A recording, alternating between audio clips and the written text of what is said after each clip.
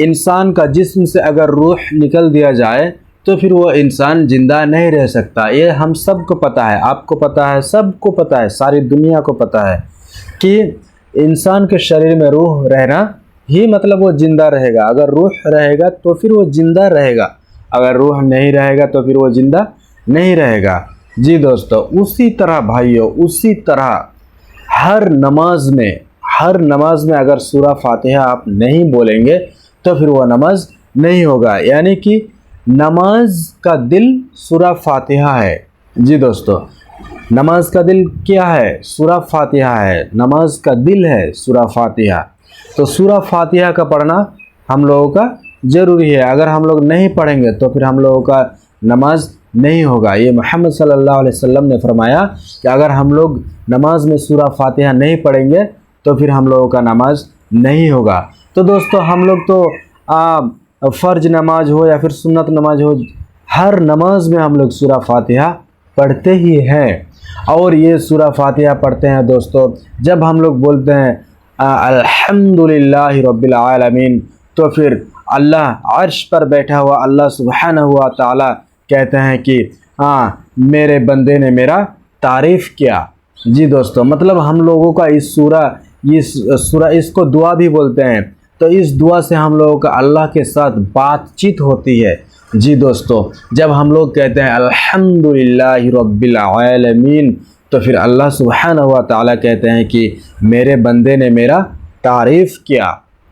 इसी तरह दोस्तों, हम लोग पूरा सूरा को पढ़ते हैं, बढ़िया से पढ़ते हैं। और इस सूरा का बहुत मतलब इम्पोर्टेंट सूरा है। इसे कुरान शरीफ की माँ कहा गया है, यानी उम्मुल कुरान कहा गया है। मतलब ये सूरा कुरान शरीफ की फाउंडेशन है। जी दोस्तों, इस सूरा का बहुत महत्वपूर्ण है। ये सूरा कुरान शरीफ का फाउंडेशन है। ये सूरा को सूरा शिफा भी कहा गया है। मतलब आपका तबीयत ख़राब है और जब इस सूरा को पढ़कर आप फूंक देते हैं किसी को अच्छे नियत से, अच्छे दिल से, विश्वास से, तो फिर इंशाअल्लाह उसका तबीयत सही भी होते हैं।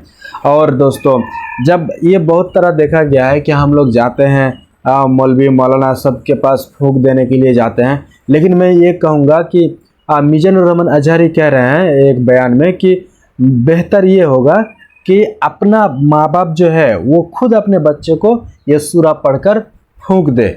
जी दोस्तों, अगर आपके बच्चे रो रहे हैं या फिर कुछ कर रहे हैं तो फिर सूरा फातिहा पढ़कर उसका शरीर में फूंक मारिए। और अपने माँ बाप अगर मारेंगे तो ये ज़्यादा अच्छा है, बेहतर है ज़्यादा।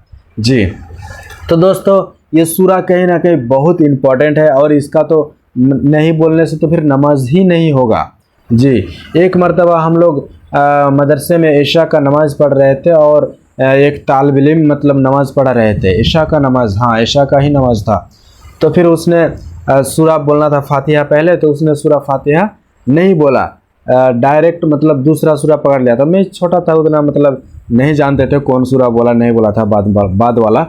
तो फिर वो दूसरा ही हाफिज था, वो तालिब इल्म था, लेकिन तो उसने डायरेक्ट मतलब दूसरा सूरा पढ़ना शुरू कर दिया। हो सकता था कि वो मन में बोल ही दिया था सूरा फातिहा। इतना तो है कि कोई बिना सूरा फातिहा भूल नहीं सकता, हो सकता है वो मन में बोला था।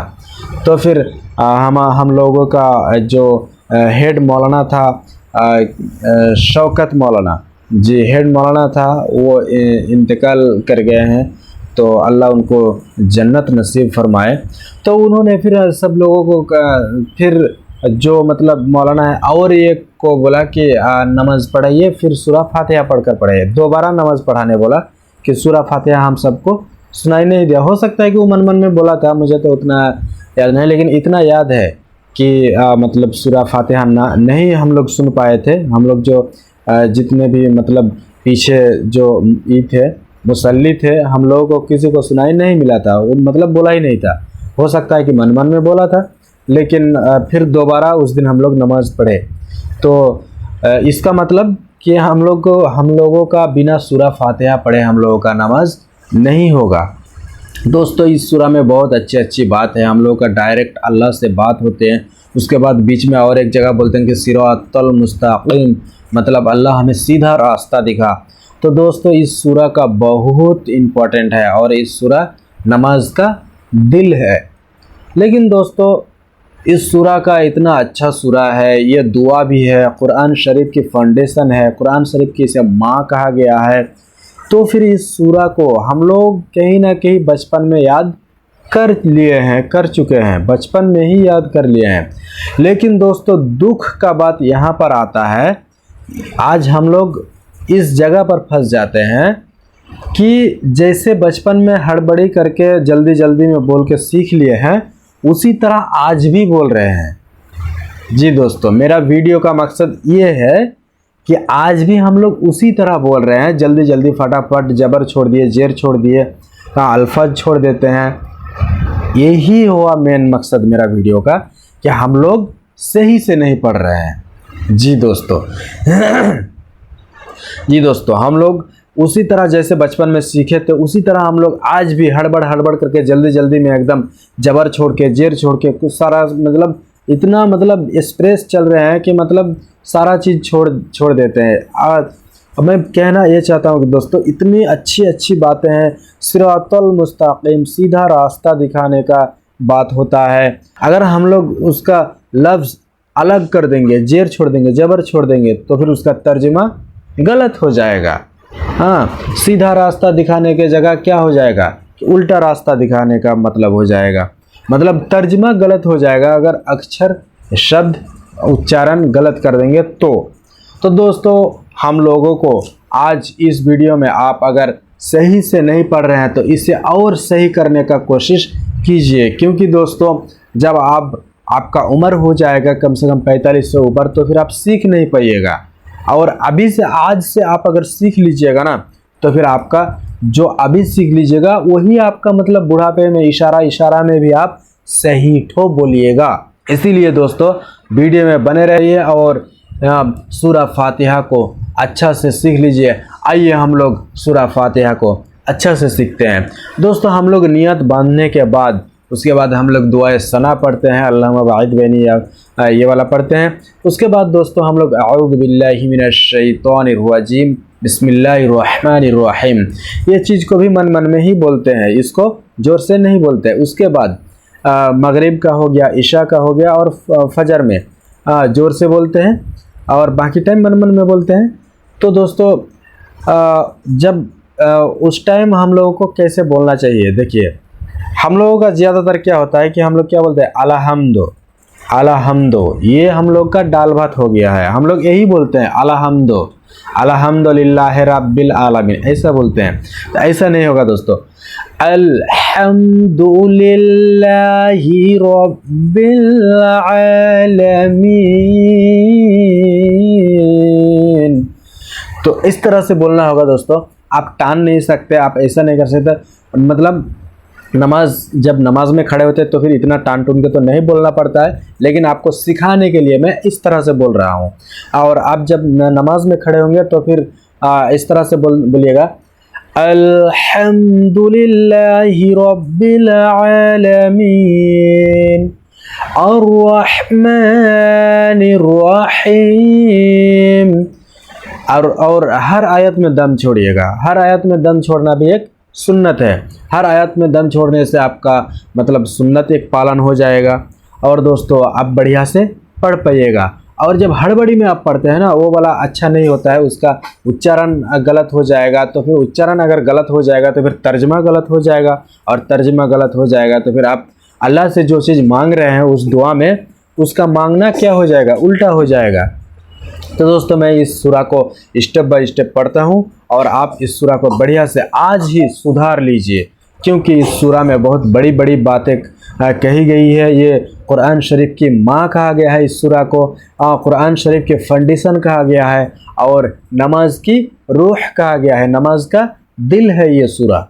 तो इस सूरा को हम लोग सुन्नत में भी पढ़ते हैं, फ़र्ज नमाज में भी पढ़ते हैं, हर वक्त पढ़ते हैं। तो इस सूरा को दोस्तों आइए हम लोग आज सब कोई मिलकर सीखते हैं। तो हम एक एक करके पढ़ रहे हैं दोस्तों, आप लोग सीखिए। अऊज़ु बिल्लाहि मिनश शैतानिर रजीम बिस्मिल्लाहिर रहमानिर रहीम अल्हम्दुलिल्लाहि रब्बिल आलमीन।